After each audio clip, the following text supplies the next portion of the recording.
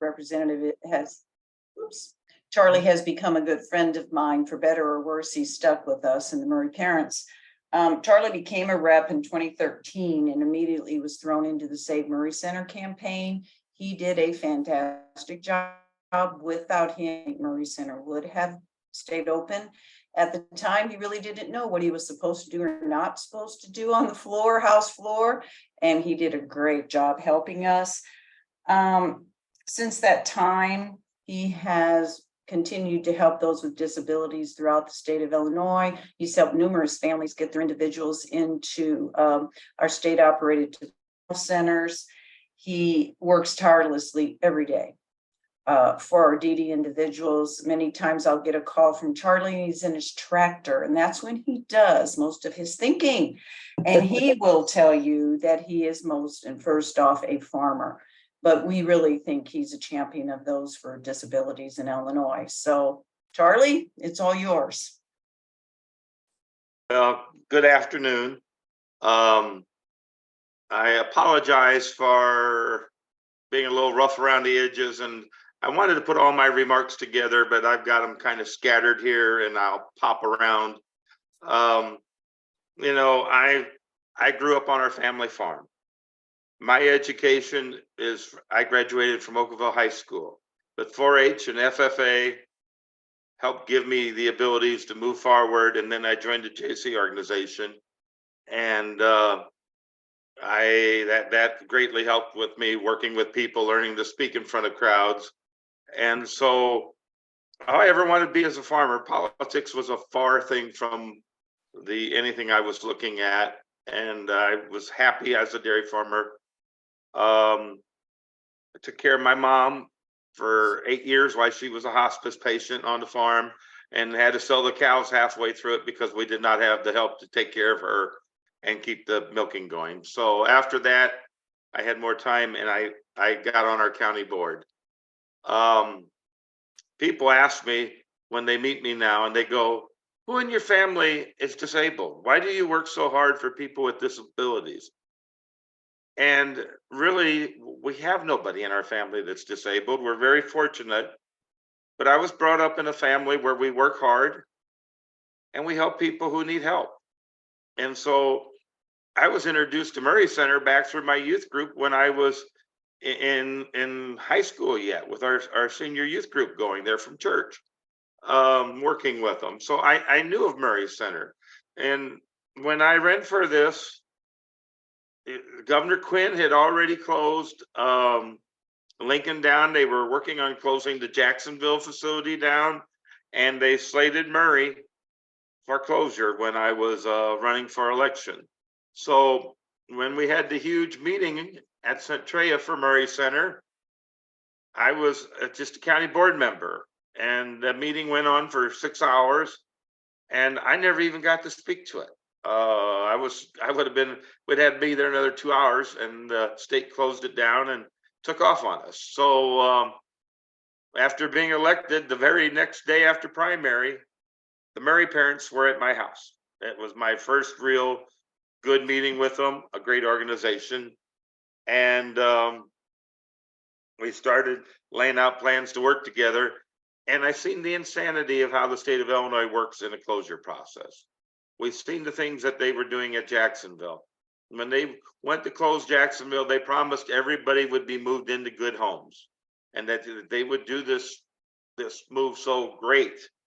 And when it came down to it, they stood in a room with these residents' papers and their issues, and they weren't even all their issues listed on that paper, and they auctioned them off. Will this provider take this resident with these disabilities and take care of them for $200 a day? Can we get anybody to do it for $200 a day? Okay, how about will you do them for $225 a day? They auctioned them off like a herd of cattle on an auction. Our people are our most vulnerable disabilities, and it's pathetic the way they were doing this.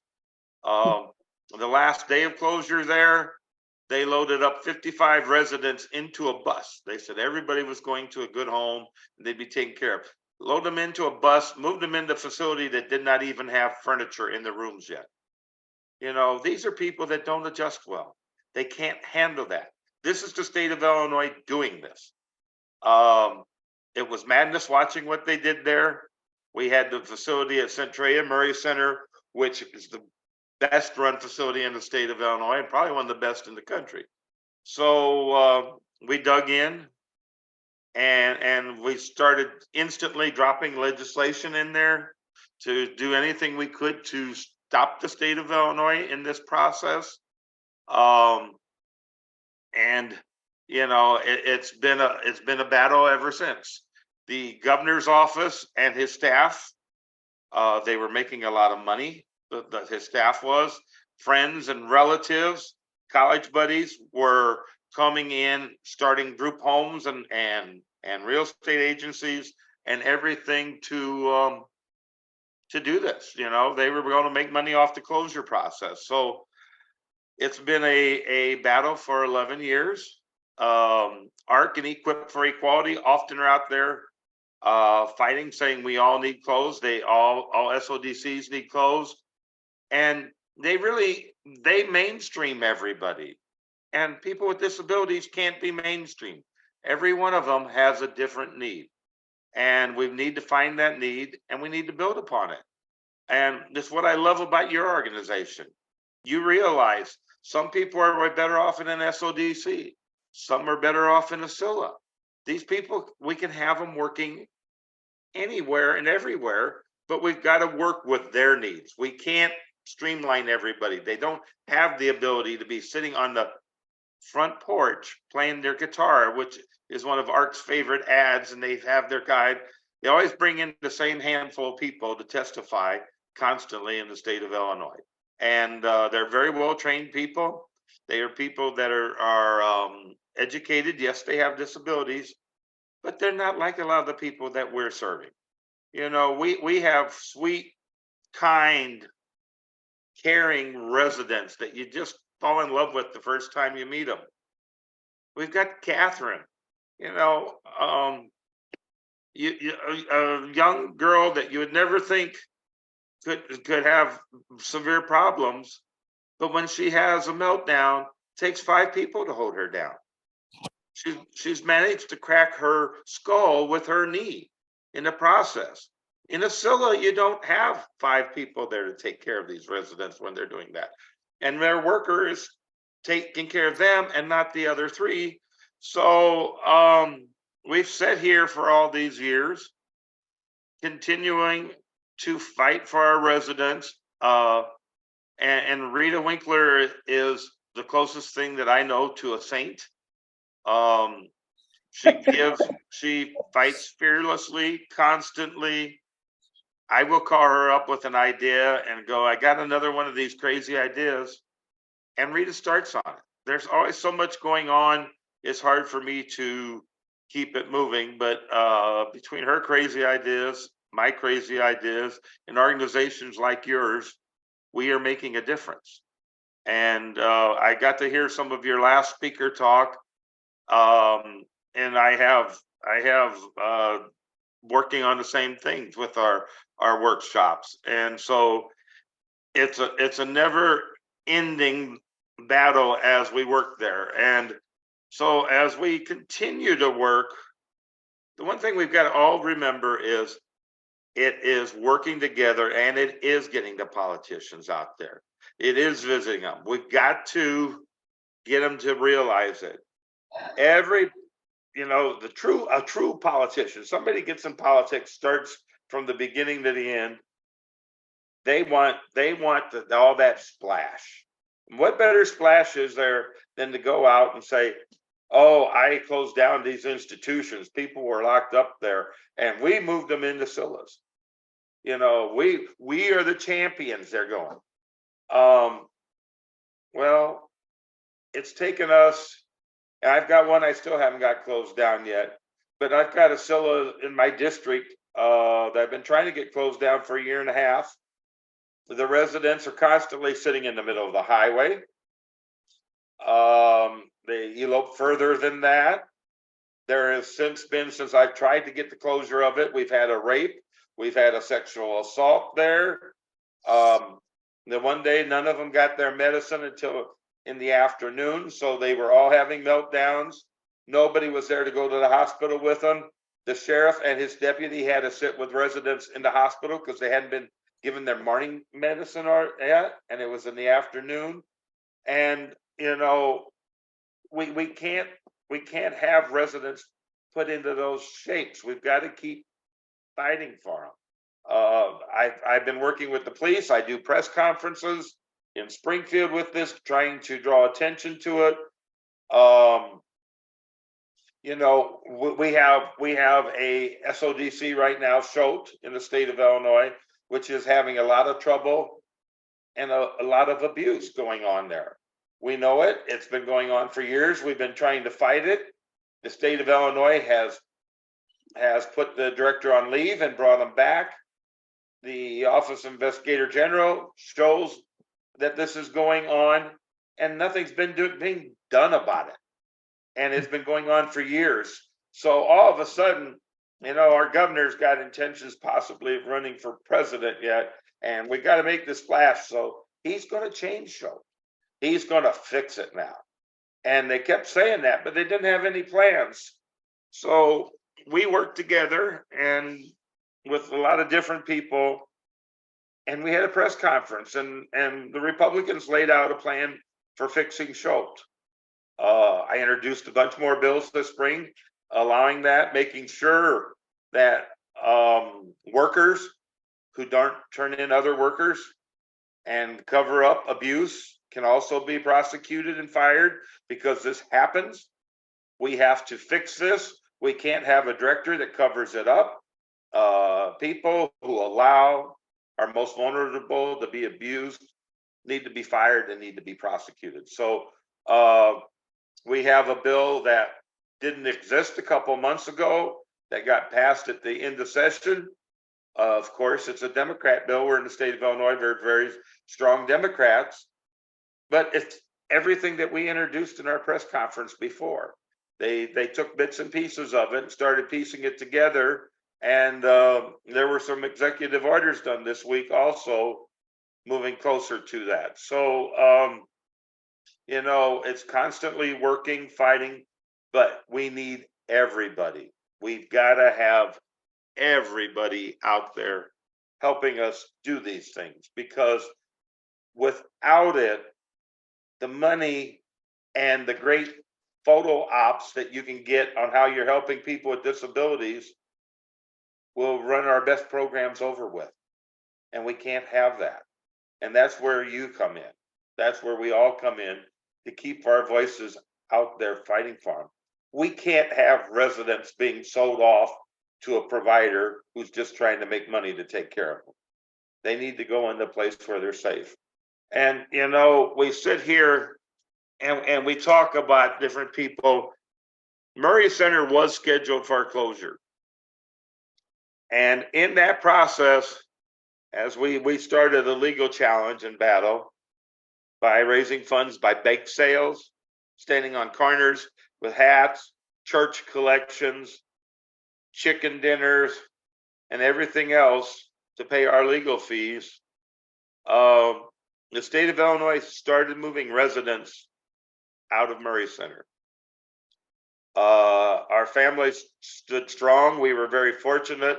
Our center has 90% of the residents had family members as guardians. We had some, though, that had been there a long time, and when they wanted a family member to be their guardian, they weren't allowed to. The family member was too young. Later on, they still wouldn't let the family member be it, because the state had guardianship of these residents. So we had to try to work on the guardianships of them. And with our lawsuit, we stopped the state of Illinois from moving the residents out who had family members as guardians. But the ones who didn't, they started moving out. Now, people that know me and know that I'm a farmer will tell you that I'm the definition of a stubborn German. Yes, that is true. So we get out there and we fight. And we had residents like Jennifer, who was moved from Murray, and they put her up in a Scylla up in northern Illinois. And she did not handle the move well. So she ended up in the hospital. She had injured herself because she was breaking holes in the plaster in the walls. And that Scylla's provider's answer to taking care of Jennifer was they were going to double drywall the walls, so she had hurt herself more instead of being able to break holes into the walls. That's unacceptable. We cannot allow that to happen. The DHS in the state of Illinois was fine with that. So we can't have things like that happen. We had Carl. He was in a wheelchair. They moved him into a home where his wheelchair couldn't go from his bedroom to the hallway. In the morning, they would move him in the middle of the house, and he had to stay there all day. He couldn't go back to his own bedroom. We went into a house to see Harold, to check on him. I'm the state rep. He's a constituent of mine. I took the social worker along with me, who was his social worker from Murray Center, to see how the move was going. We were there about 10 to 15 minutes when we got a call from the Scylla owners that if we did not leave, we would be arrested. And if we came back, we would be arrested for trespassing. We were not allowed to check on him or visit with him. I told them we would leave at this time and we would be back. And if they had me arrested or their social worker arrested, that we're going to stay in jail long enough to make sure we had every news camera around from the Metro East, because we're close to St. Louis there, so we could talk about our story when we bailed ourselves out. And the abuse that's going on in the Scyllas. So you have to fight back. And this is how we've continued to fight over that and stopping transitions. But they moved others, and they moved Barbie. Barbie had been a resident of Murray most of her life, nonverbal and blind with PICA. Never caused anybody any trouble. Had a way of moving her eyes. She could communicate with you. Even though she was blind, she could move her eyes, and the workers knew it. Our workers, they're like family members to all these residents. They've built that great relationship. So Barbie was a ward of the state, but we had just one where we went to state in Illinois court, not federal court this time. And we had a guardian ad litem put in charge of all the state guardians. We took that right away from the state of Illinois and their guardianship because of the abuse happening. They did not think that the Murray parents cared about anybody but their kids. They did not think that they worried about, or that me as a state rep worried about the residents there that only were wards of the state, but we did. And Barbie died in less than a month, and we believe she was probably choked to death. But before they notified the guardian ad litem that she was dead, she was already cremated. We couldn't even find out for sure what had happened to her. But with her PICA problems, they had taken her off a PICA watch because it was cheaper for the state of Illinois. And so, those are the things that happened early on in me being a state rep, and the things that we did battle with. We've had a lot of success since then.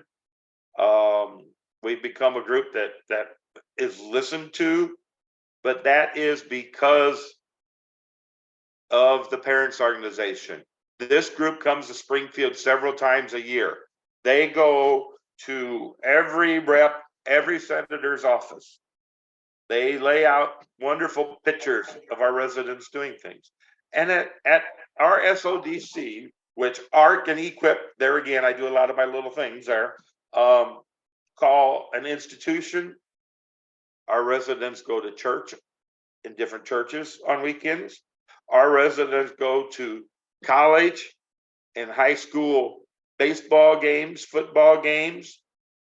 those players from those schools come back and run programs at Murray Center with our residents. When we take them shopping, maybe to Walmart, people call them by their names. You know, these 260 residents we got there now go out in the community where if they're in a Scylla, in the bad Scyllas that we continue to fight, they're not heard from. They don't get out. No, if they're nonverbal, nobody knows what's going on. We've got a set of twins there brought to us on hospice. The only thing wrong with them, they were being starved to death. They weren't being fed. This isn't right. You know, that Scylla's closed now. That facility's closed, but we got 4, really 5 residents there that were almost starved to death that are thriving now. And we can't let it. So a lot of the bills over the years that I've done are bills factored at Scyllas in Illinois only have to be inspected once every 3 years. I'm trying to get them inspected at least every year. I wish that the group of ARC and Equip for Equality would go out there, and they say they're for people with disabilities. I wish they would inspect Scyllas. You know, they come and inspect Murray Center and write us up for, you know, they found water on our shower room floors. They found that our salt and pepper shakers didn't have age expired dates on them. But we can have rapes going on in Scyllas and nothing's being done about it. People being starved to death, nothing's being done about it. So we've got to hold them accountable. We got to get them out there. They need to be representing everybody. They take state and federal money. If they're going to take it, they should do the job of monitoring all people. I love a good Scylla. I donate money every year to Scyllas. But we've got to make sure our Scyllas are safe and correct. Another battle we've done is I work with the Auditor General's office, and we've had, I think we're in our 4th performance audit now of DHS and the Scylla programs, and we had some of the closure process of when they closed Jacksonville down and what they tried to do at Murray Center.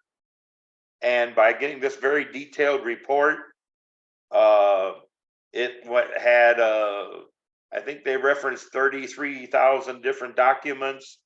Turned out to be in a 300 and some page report. And it gives us something to stand on and fight with on the House floor. As a Republican, I'm one of 40 members, and there's 78 Democrat members there. So we are in a super minority, and it's not always easy for us to do this battle. So we keep working on it. We're doing what we can. Every step of the way, I have had some very good Democrats step in line and help. And it's by pleading with them, begging them, and everything else, and trying to get them to come in and see these facilities. None of them want a bad Scylla, but you know, they don't want to rock the governor's office or anybody else, so it's hard to get a vote that way. So a lot of my bills are never heard, but as I said, with the ones we filed this year because of the crisis going on at Schultz, a lot of those are becoming a law in a Democrat bill. So we're still getting it done. We're not getting glory for it, but we're trying to protect our loved ones. So we've got to be out there. We got to be at the forefront. We got to be telling our story, whether we're telling stories on good Scyllas or telling stories on bad Scyllas, or we're talking about workshops, we're talking about SODCs. We are the voice of this population. We need to defend them. We need to stay in touch. We need to take pictures. We'll go along, show them your loved one. This is a picture of my son. This is a picture of my niece. This is my brother. You know, we want what's best for them. And we've got to keep that up. We are often covered up because of the fundraising abilities of the other groups. And they go out and they market their message, but they leave a lot of holes out there that they don't cover. And that's why it's so important for groups like VOR, Murray Parents, and others to be out there. I've got wonderful groups that I work with here, and we all work together for that. We're talking about workshops. We had a bill this year that would have required minimum wage for all of our workshop employees. It showed up on they did a gut and replace, brought it over on a Senate bill to the House. Well, it was a House bill and did a gut and replace on it. And then they're trying to do the same thing with the Senate bill. And it would have made it through in 2027, all workshops would have been having to pay a minimum wage. And what it does around here, we have some that have gone to it. Usually the ones that have already switched over to it have ended up with at least half of their workers are now unemployable. These people are not employable because it's just not feasible with minimum wage. We quickly changed the word for that day of debate, and we really didn't call them workshops. They're service providers. I asked them in debate on the House floor. I said, are these employers going to pick these residents up every morning at their brother's house or their parents' house? Are they going to bring them home every day? Are they going to be safe on that trip? They can't we don't have mass transit in the rural part of Southern Illinois. Are they going to make sure they get their medicine at noon, their insulin at noon? Is there somebody there to change the diapers on these residents if they have an accident while they're at the workshop? These are all things that our workshops are doing, but they're service providers. They're running a daycare, senior or mental health business there. They're taking care of them, and they're doing it far cheaper. And these residents are proud. They're happy they're working. They don't know the difference between a dollar bill or $100 bill. If you go into one of these facilities, they run up and give you a hug. There's nobody screaming at them, telling them to get back in the line, get back to work. They don't care. I describe it as lunchroom in high school when I walk into a workshop. Those residents are having fun. They may be putting 12 nuts into a board that's got 12 holes, and they know that when it's full, they drop them in a bag and staple it shut. We've got some that are making $3-4 an hour over minimum wage right now, but they can't work on a factory production line. It just doesn't work. They only 3-4 hours a day is all they're capable of. They don't want to do it any more than that. No factory's going to hire them, and once they're off of this program, we can't get them back on a 14C program if they go into public and start working. So we need to kind of remote our emphasis, call them service providers. It sounds a lot better than a workshop. Make sure, because of a few bad apples we had in Chicago, this rep wants to run this bill because she's closing down the sweatshops, the slave shops. And how dare us try to keep these open, because these evil businesses are trying to make money off of the disabled. That's how they run this program. And so in the middle of the night, I think it was still before midnight. Illinois doesn't like to pass any controversial bills till after midnight, and usually on a Friday, and this was a Friday. That way the media doesn't cover it much on weekends and is forgotten about by Monday. This bill came up to vote. Several of the reps had already left the floor to go back home. They called for a vote, and they have to get 60 votes to pass a bill in Illinois. And the bill had 59 votes. In debate, I begged everybody to vote no or vote present, and let us have all summer to work on this bill. For 5 years, I've asked this rep to come down and tour one of these facilities. She never has, but she's going to save everybody from a slave shop. And so the bill only got to 59, and by the time they finally called the vote, It had dropped back down to 58. She still called for a motion to reconsider, and our legislative session was then extended for another week. So we had to go through another whole week of doing battle. We had people from the Secretary of State's office lobbying on the House floor, people from the governor's office lobbying on the House floor. They never could get to 60 yet because they're waiting for us to come up with a plan and see what we can do. But if we don't have a plan that we can get the Dems on board with by November, this bill will probably pass and we will go to minimum wage, and we will now take half of those people and probably turn them into unemployables. And those family members will now have to have somebody stay at home with that loved one or hire somebody. The day programs aren't out there in rural Southern Illinois. And so we hope we can get something done. I have new legislation we just drafted. We keep working at it. And, you know, but I can get some Dems on our side, but we got to keep working on it. We cannot be political, but we have to be political. You know, it's a political process, but nobody should be trying to get elected because they're running a bill saying they close down slave shops when they've really hurt our disabled. We need to let them know what's really going on there. I know I've talked a lot. I don't know if you want to do a lot of questions and answers. I'm happy to go into that. You know, like I say, just you as a group, we all have to keep getting our message out there. And I'm happy to always go in front of a camera and bash what's going on when there's a bad SILA or at an SODC. I came out strong against what's going on there too. So, you know, but I will also praise the ones that are doing a wonderful job, because we really do have a lot of great groups out there doing it. But one group cannot represent us if they only have a streamlined plan and it's their plan.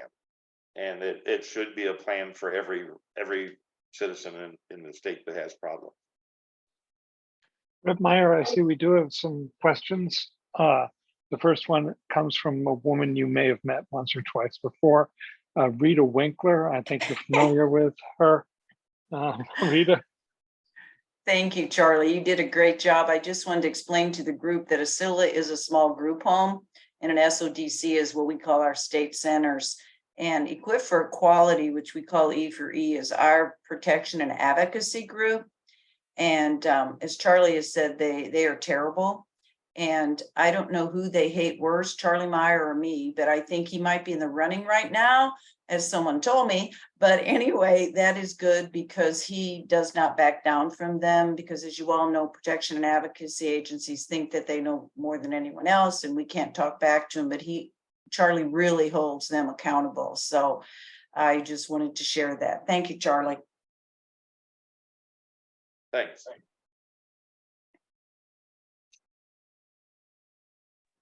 Harris?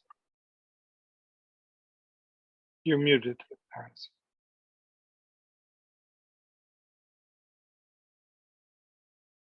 Harris? There you go. Well, first of all, I want to say Charlie for president. I can't stay away from the farm that long.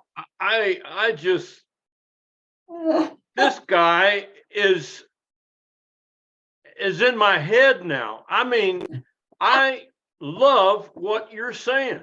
This is the kind of stuff I've been trying to get across to our senators and representatives. And I certainly hope that this recording will be made available either by recording or by text. So I'm hoping for that, Hugo. But I just want to say, the way that Representative Meier presents himself and speaks to very good examples and knows the lay of the land is incredibly encouraging for people like me who keep fighting the fight with other people who don't seem to understand. And when I finally see somebody like Representative Myers who gets it, it just gives me new encouragement to do better. And I really appreciate, even though I'm not in Illinois, I very much appreciate what you have done. Thank you very much. Thank you. There were a couple other bills we took up like this year too. Compassionate caregivers. We were able to move a bill. We all went through the horrible COVID experience and being locked away from your loved ones. You know, we've got a lot of new residents at Murray that I'd never seen, and I couldn't get in and see them that were moved in there here lately. And so we passed a bill, a compassionate care bill in Illinois, and I worked a lot with that bill. And if we ever end up in that case again, every resident in a nursing home or SODC or anywhere else would be able to have one person in their family and a backup named as a compassionate caregiver. They would not be able, these facilities would not be able to lock us out of the facility anymore. We would have to go through whatever Department of Public Health says we have to, whether it's masks, gloves, gowns, anything else, depending what the situation is going in.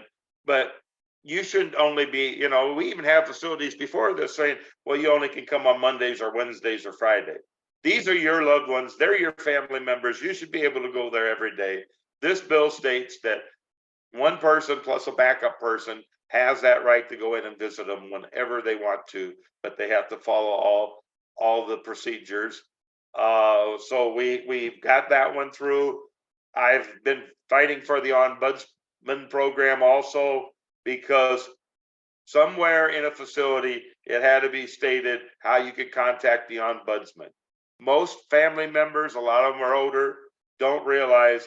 They think the ombudsman is an employee of maybe that nursing home or the SODC, but that's the person there to help that resident navigate whatever's going on and their families. And it could be on the bulletin board in the janitor's room how to contact the ombudsman. And that's the only place it had to be, somewhere in the facility. So we've got it where it's supposed to be there should be by the outside door and in a prominent space, and also on the first page of any contract you have with that facility for your family member. We've now added, because it was only email, we've added phone number should be there also, because a lot of senior citizens don't use email. So we've been working on those programs too this year. We took about 3 years to get those bills passed, but we got those passed, and we're hoping the governor is going to sign those this year.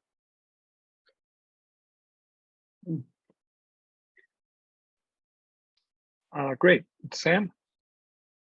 Hi, Representative Meier. Thank you very much. Harris said most of what I was thinking.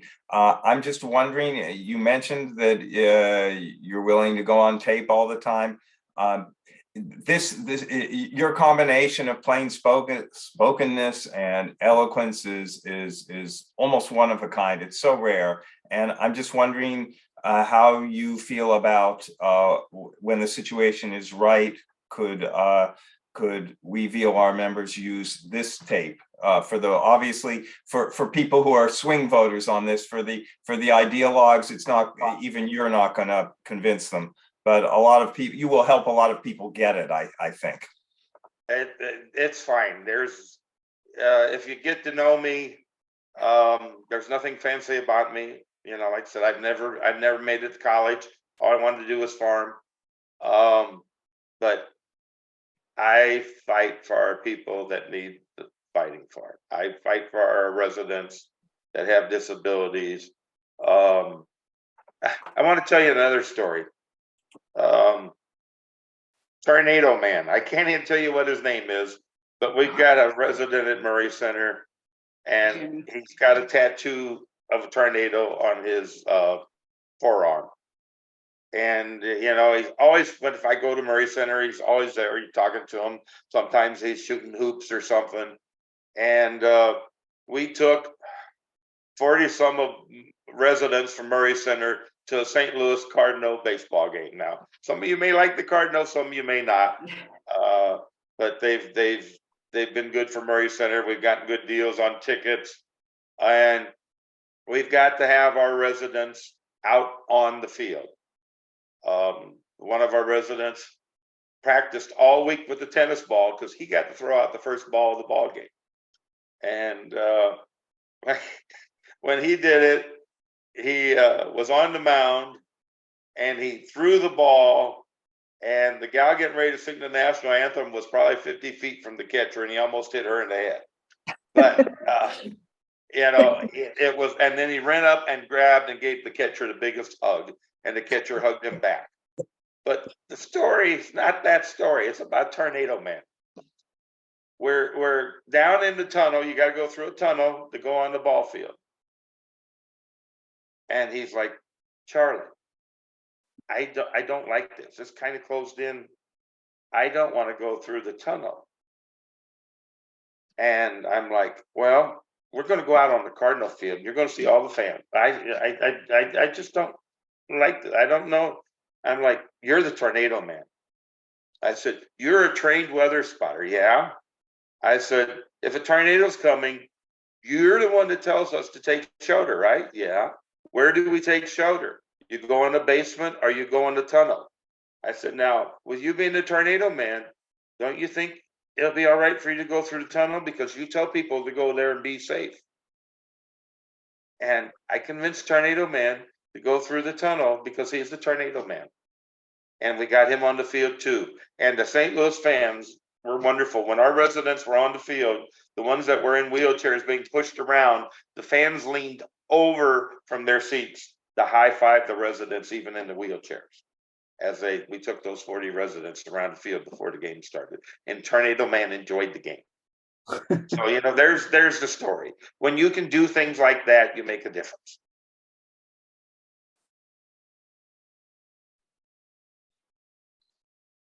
That's a great story. Thank you. Mickey, you're next. Unmute. Yeah, And okay. can everybody mute themselves while this is going on unless you're speaking? Thank you. Yes, I just want to say exactly the same thing, that you are a wonderful representative for all of us. I would even suggest that we have a video recording that we can use. I would love to have all of these comments to use in Delaware. And I'm ready to go march anyhow in Delaware. We are totally in the dark here and are losing everything for whatever reason. But please continue to do this work, VOR and all of you, because I'm with you. And could we have a video recording, do you think? Is this on video or just audio? I am recording this on video. Okay. Whether it comes out right or not is up to the gods of digital electronics, but we're hoping it's good. I mean, yeah, I just want to cry all the time here in Delaware because this is going on exactly the same thing. But I put in the chat, there was a Chicago Tribune story a few years back. I think I put the date here. I happen to have it in my files. Everybody knows about my files, but it was about moving people. In the rush to close institutions, Illinois ignored serious problems in group homes. And this is exactly what he was talking about. So I don't know what happened. Also, you have Senator Tammy Duckworth, who is certainly not on our side in Illinois. And I don't know if people in Illinois are trying to get to her. That's it. we need her and other people to come into these workshops. There were bad workshops in Chicago, but they've let them influence them on everyone, and they don't see the need for a balanced structure. And that's where your organization is. And that Chicago Tribune story came out after the Auditor General's report that I had commissioned put it out. So it just didn't happen. You know, we got that story to happen, and we're constantly looking for reporters willing to carry these stories for us. Kit? Well, Congressman Meier, I want to say thank you very much for your advocacy and work in this issue. Even though my name has Missouri by it, and I am a provider in St. Louis, Missouri, I am a Belleville, Illinois resident, and very familiar with what's going on in Illinois in terms of 14C and facility-based employment. And I just wanted to bring to your attention, and really to everyone's attention, a GAO study that is just beginning. It was mentioned during Congressman Grothman's statements as well, but GAO is attempting to get information from family members and from the individuals themselves. They would very much, in fact, prefer not to be getting data from providers on the transition that is being experienced by men and women as workshops are closing. And they have particular interest in Illinois because of the recent defunding and the bill that you mentioned. And I just wanted to make sure that everyone was aware of that GAO study. I'm happy to help facilitate any communication with GAO, but we'd like to see that data captured correctly. Yeah, I would like to learn more about that organization. It seems like a group we need to work with. You know, after this fight, and I was emailing and calling workshop providers at 2 a.m. because we're still voting on the House floor. You know, their hands are very full trying to do what they do by the same means of bake sales, 5K walks, raising funds, and trying to get things done. And they're like, I said, we now have to meet as a group, and we need to have a plan, and we need to try to move these bills forward. And their group that they're members of did not really express that the southern third of the state was very upset with this bill. And so I wanted that meeting at the end of May, and I still haven't been able to get a meeting with them all. I'm like, let's just do a Zoom meeting and talk so we can get everything moving, be on board, look at this new legislation, and make our presence known. We can't wait until this bill pops up for a vote again, because it'll be too late. We have to change that thought process now.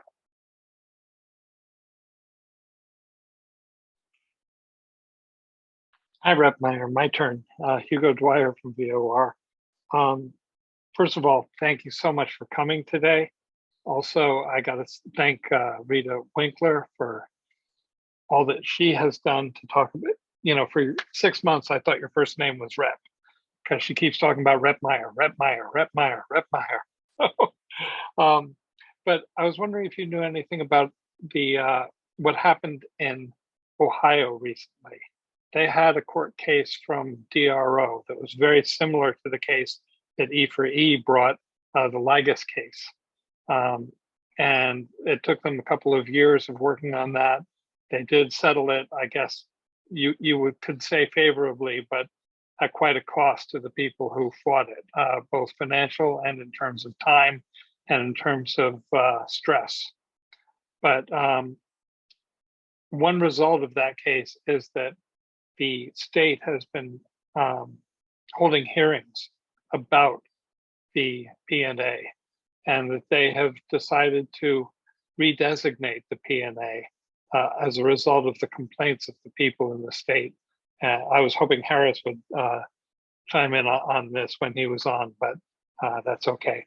But do you know anything about this action? And is there anything that we can give you to support your action on calling the PMA to accountability? I'm not familiar with that case. I do know, in other states, when they've closed all of their centers down, they really end up having to open something up because, there's still people missing from Jacksonville. They have no idea where these residents that they moved really ended up. They just kind of disappeared. And, that's wrong. And that's happened in other states. And the money trail, it's a shame of the money trail and the people trying to make money off the process. They created a company that did a study on every resident, and they got paid $5,000 for that study. And all it was they took their file from the SODCs, and they asked them what they liked, and they made a 1-page poster board, and they got paid $5,000 for that. That was if they moved a resident or not. It's ridiculous, the money that was wasted and that went to friends. So And it's trying pretty to get easy. anything. Go It's ahead. pretty easy to get somebody to, if you ask the question right, to get them to agree with you. Say, do you like cheesecake? Yes. Would you like to live in a house with a big tree outside of it? Yes. Okay, there we go. This person doesn't want to live here. Yeah. That's how they do. Rosalind.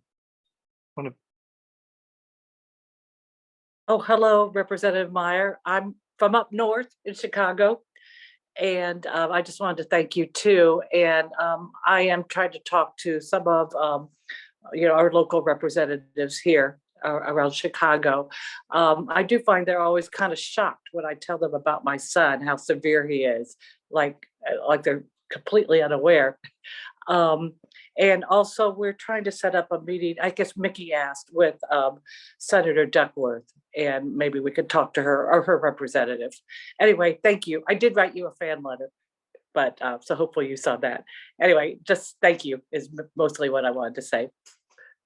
Well, keep working on your reps and senators up there, please. We need all the help. It would be great if we could bring some of our residents to Springfield, but they're just not able to. ARC and Equip bring their trained speakers up to talk, and I over and over again, I got people that would like to talk, but they don't handle those situations well. We're afraid what's going to happen. You all understand that, but a lot of people don't. They don't, and that's the issue with our son. I can't just bring him out because, on a good day he's great, and on a bad day, well, he's a handful. So it's always a little risky. But I mean, but anyway, thanks again.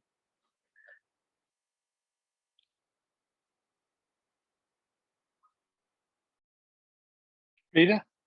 Yes, I just wanted to say, I think, Charlie, aren't you and a Democratic rep also having the Auditor General do review on our protection and advocacy E4E group? Aren't you having them do something? We have a new study that is in the works now on the continued abuse in the SILAs. DHS, the last study showed 26 places where DHS was failing. DHS says they corrected 19 of them, and that the other 7 are being done right now. And from what I've seen, I'm being lied to. And we're very fortunate that with the Auditor General does a very good job with this. He's still got people there working for him that handled the Rod Blagojevich case.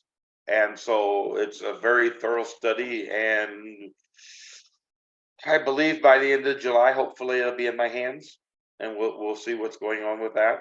And a Democrat has filed one also, so we structured ours to work with his, and hopefully between the two, it will cover it all, and it can still be the same guys doing it because they're both, you know, they're dug into it, but we ought to get more bang for our buck this way.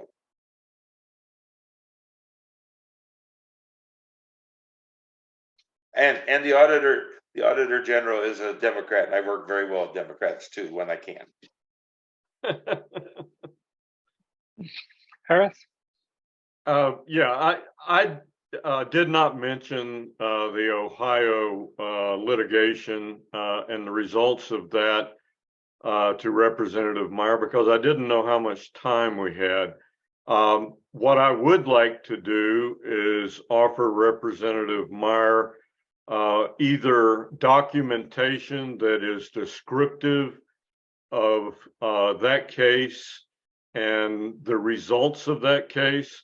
One thing I will tell you very quickly, Representative Meier, is that although DRO started with the law case, they ended up with a surprise ending. And the surprise ending was that when the Judge Saugus, who heard the case, came down with the decisions, some of which was to add more money for small community-based homes, etc.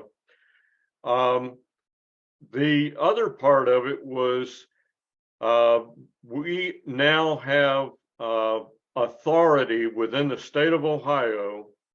Every 2 years, the protection and advocacy groups has to come before a joint Senate House subcommittee and be heard and have testimonies from parents and guardians and providers as to whether or not the protection and advocacy group is doing its job.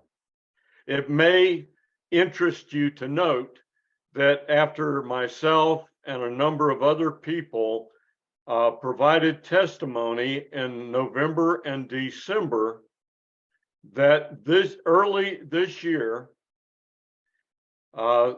Disability Rights Ohio, the decision was made by the committee, the joint committee, that they were not doing their job and that the state of Ohio, the recommendation is now in front of the governor to do away with Disability Rights Ohio and get another protection and advocacy group in their place that understands that they need to do their job and not play politics. So they filed suit. They got some things accomplished for their side as far as small group homes, but they also accomplished the fact that they're no longer going to have a shingle on the wall. That is good, and like I say, we need everybody working together. If this is what I'll get with Rita and maybe I could share some of that information with you. That would be great. My schedule is that somewhere between 10:30 and 11 o'clock at night, I sit down and start doing emails and looking through. If people want to talk to me, they got to call me or text me and try to get through. And sometimes there's good days and sometimes there's bad days, and there's a lot of fields on this farm where I don't get any service if I'm out there in that field, and being in that tractor or combine is my mellow out time and relaxing time as long as nothing breaks. And my other secret, I give myself my district a little advertisement. Ski soda. This is like a Mountain Dew on steroids, and it's made in my district. And before I do any press conference, I drink a ski about a half an hour before to get me going. Or I drink 4 of them, starting usually at 11 o'clock at night on those days in session when we stay there. doing the budget till like 6 in the morning or 6:30. And if I can drink 4 of them, I can drive home at Springfield and get home at 8 and get an hour nap and go all day again. So. Joanne? Yeah, first I want to say, thank you so much for coming in and talking with us today. You're doing a fantastic job, and I want to know how to clone you for New Jersey. We certainly need you. We're kind of walking in your shoes, except I was not as successful as Rita was, and you with the Murray Center. We closed 2 centers in New Jersey, and so that was very traumatic, and all the same stories. I could just the names are different. So many individuals even just transporting them to even another ICF. They developed seizures on the way or soon after they got there, and they were gone. They just don't respond to change very well. But now what's happening, and again, we have the same issues with Disability Rights New Jersey. They're really our biggest roadblock right now. And our admissions are basically closed, although they don't admit that they're actually closed, but it's very rare that they add anybody in. Our biggest opposition is disability rights. And now what is happening is, well, it's been happening for a while, and I think it's happening in other states. Maybe you could tell me, is that they're placing a lot of these individuals in nursing homes instead of putting them in the ICFs. There's no placement in group homes. Providers, there's not enough providers, or they're not taking them, but they refuse to consider an ICF placement. I don't know. Have you any suggestions as how we can fight that? Yes. You get a judge, the family goes in front of a judge, you get a court-ordered involuntary admittance to an SODC or ICDFF, where the judge says they have to go there. That's the only place they're going to get the care that's responsible. We have residents sitting in hospitals for 3, 4, 5 months. Hospitals not getting paid a penny to take care of them. In these situations, the hospital employees bring clothes from home for the residents to wear and take care of them. The hospital's furnishing the food. They're letting them stay in, whether it's a janitor's room or other things. There's no money being made off of them. They're trying to come up with a plan. They don't want to throw them on the street, and DHS is not doing anything with them. So we go to a judge. We ask that judge for a court-ordered involuntary admittance, and we ask him to name where he wants them to go to. And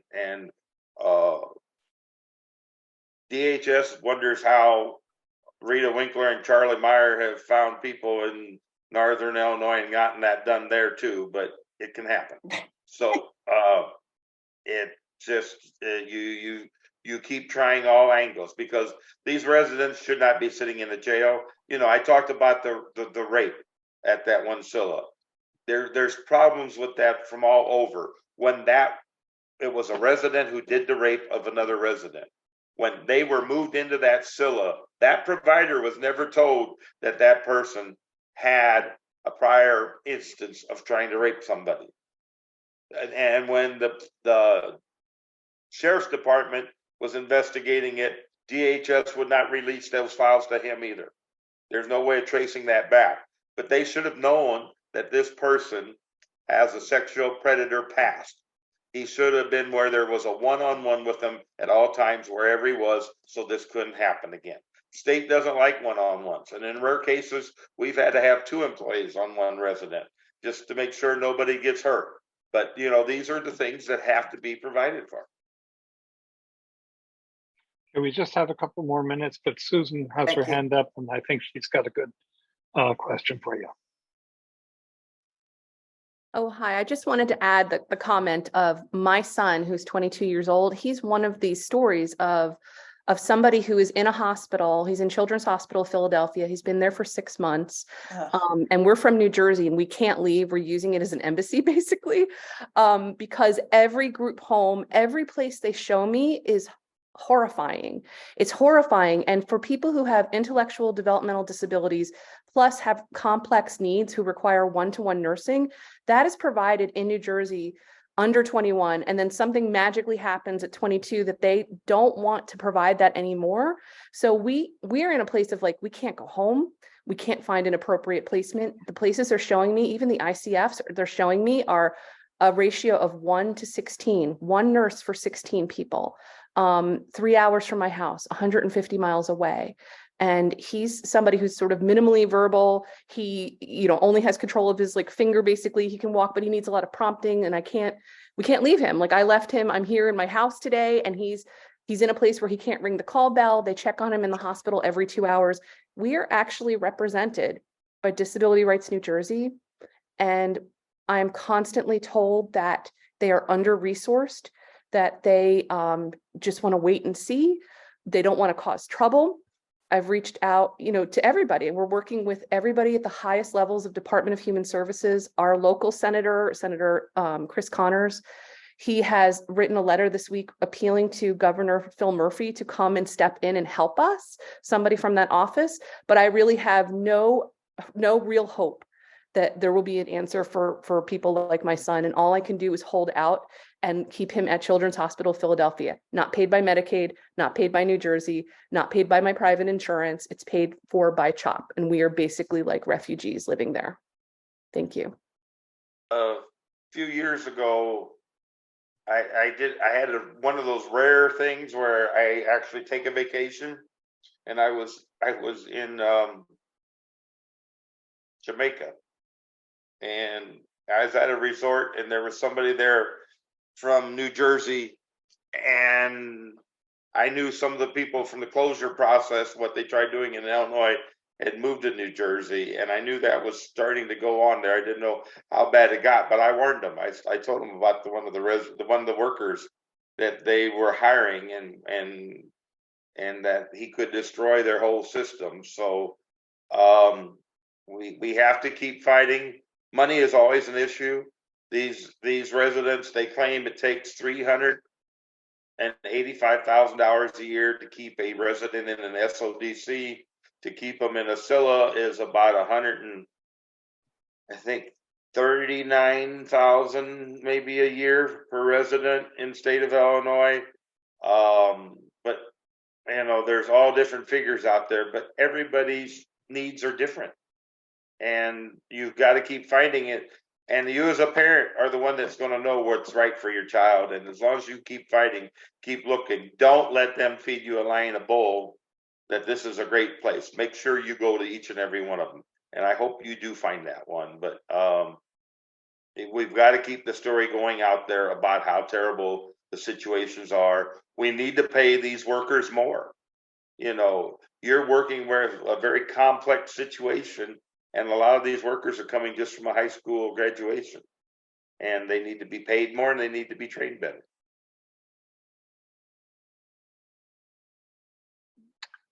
We're gonna have to stop taking calls. I'll let the last two people come in. My sister and Rita, as long as you promise to be quick. I'm going to be very fast, very fast. Go ahead, Marty.